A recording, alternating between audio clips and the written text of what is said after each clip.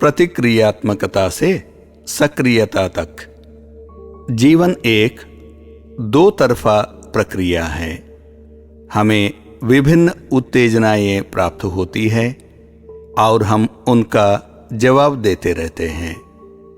इस संदर्भ में श्री कृष्ण कहते हैं कि तत्व को जानने वाला सांख्य योगी तो देखता हुआ, सुनता हुआ, स्पर्श करता हुआ, सूंघता हुआ, भोजन करता हुआ, गमन करता हुआ, सोता हुआ, श्वास लेता हुआ, बोलता हुआ, त्यागता हुआ, ग्रहण करता हुआ तथा आंखों को खोलता हुआ और मूंदता हुआ भी सब इंद्रियां अपने अपने अर्थों में बरत रही है।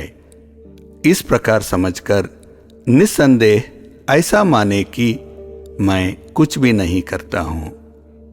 इस अस्तिगतत्व श्लोक में श्री कृष्ण सत्य के ज्ञाता के चरम अनुभव का वर्णन कर रहे हैं। जैसा कि हम नियमित रूप से प्रशंसा और अपमान से उत्पन्न होने वाली भावनाओं का अनुभव करते हैं, हम देखते हैं कि प्रशंसा हमें खुद को भुला देती है।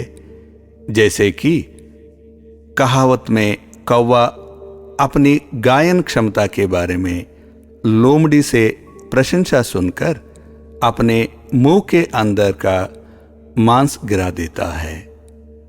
इसी तरह जब आलोचना की जाती है तो आलोचना की तीव्रता और आलोचक की ताकत के आधार पर हमारी प्रतिक्रिया मौन से लेकर मौखिक या फिर शारीरिक तक भिन्न भिन्न होती है। हम इन आलोचनाओं से उत्पन्न उत्तेजनाओं को सत्य मानते हैं और हम उनके साथ पहचान करते हैं। यह दुख की ओर ले जाता है, खासकर जब हम उन्हें व्यक्तिगत रूप से लेते हैं।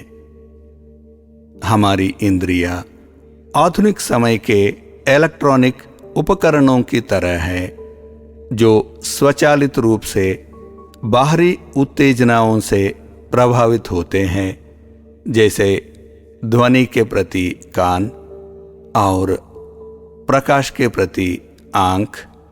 और ये उत्तेजनाएं जीवित रहने के लिए आवश्यक है।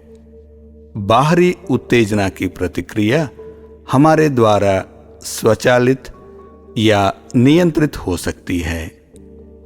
अज्ञानता में जीना प्रतिक्रियाशाली होना है, जहां उत्तेजनाओं की प्रतिक्रियाएं यांत्रिक होती हैं।